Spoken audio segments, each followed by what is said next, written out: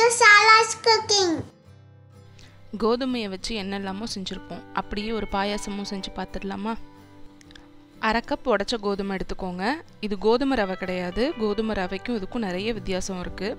கடையில் உடச்ச கோதுமைன்னே தனியாக கிடைக்கும். இந்த மாதிரி கொஞ்சம் பெருசு பெருசாக இருக்கும்.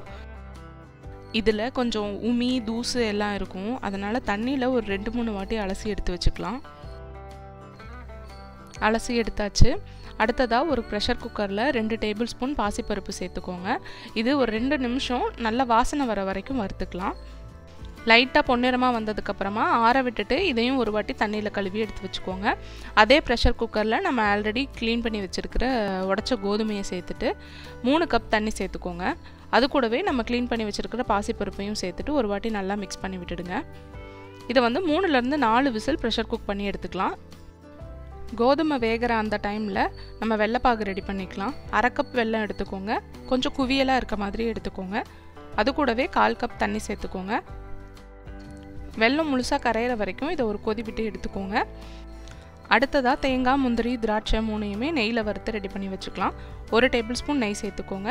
நெய் உருகுனதும் இதில் 2 டேபிள் ஸ்பூன் தேங்காயை இந்த மாதிரி குட்டி குட்டியாக கட் பண்ணி வச்சுருக்கேன். அதை சேர்த்துட்டு நல்லா வாசனை வர வரைக்கும் வறுத்துக்கோங்க. அது லைட்டாக ஒரு கோல்டன் ப்ரௌன் கலரில் மாறும். அடுத்ததாக முந்திரி சேர்த்துட்டு அது லைட்டாக பொன்னிறமானதுக்கப்புறமா திராட்சையும் சேர்த்துட்டு திராட்சை நல்லா உப்பி வர வரைக்கும் வறுத்து எடுத்துக்கலாம்.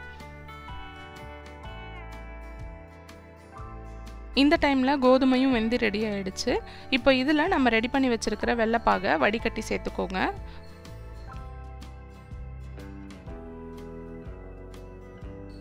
திரும்பவும் ஸ்டவ்வை ஆன் பண்ணி இதை ஒரு 3 நிமிஷம் வேக விட்டுக்கோங்க. வாசனைக்காக 1/4 டீஸ்பூன் ஏலக்காய் தூள் சேர்த்துக்கோங்க. ஒரு வாட்டி நல்லா கலந்து விட்டதுக்கப்புறமா இது கூட 1 கப்பு திக்கான தேங்காய் பால் எடுத்திருக்கேன். அதையும் சேர்த்துக்கலாம். உங்களுக்கு தேங்காய் பால் வேண்டாம் அப்படின்னு நீங்கள் நினச்சிங்கன்னா பசும்பால் கூட சேர்த்துக்கலாம். தேங்காய் பால் சேர்த்துட்டு ஒரு வாட்டி கலந்து விட்டதுக்கப்புறமா அடுப்பை ஆஃப் பண்ணிவிடுங்க. தேங்காய் பால் சேர்த்ததுக்கப்புறமா இதை கொதிக்க விடக்கூடாது. இது கூடவே வறுத்து வச்சுருக்கிற தேங்காய், முந்திரி, திராட்சையும் சேர்த்து கலந்து விட்டுட்டு சர்வ் பண்ண வேண்டியது தான். பாயாசம் குடிக்கும்போது அந்த தேங்காய் லைட்டாக கடிப்படும். அது ரொம்பவே நல்லாயிருக்கும். ட்ரை பண்ணி பாருங்கள். இந்த வீடியோ உங்களுக்கு பிடிச்சிருந்துச்சுன்னா சராஸ் குக்கிங் சேனலை மறக்காமல் சப்ஸ்கிரைப் பண்ணிக்கோங்க. இந்த வீடியோவை உங்கள் ஃப்ரெண்ட்ஸ் அண்ட் ஃபேமிலிக்கும் ஷேர் பண்ணுங்கள். இன்னொரு இன்ட்ரெஸ்டிங்கான ரெசிபியோடு உங்களை மீட் பண்ணுறேன். பாய்.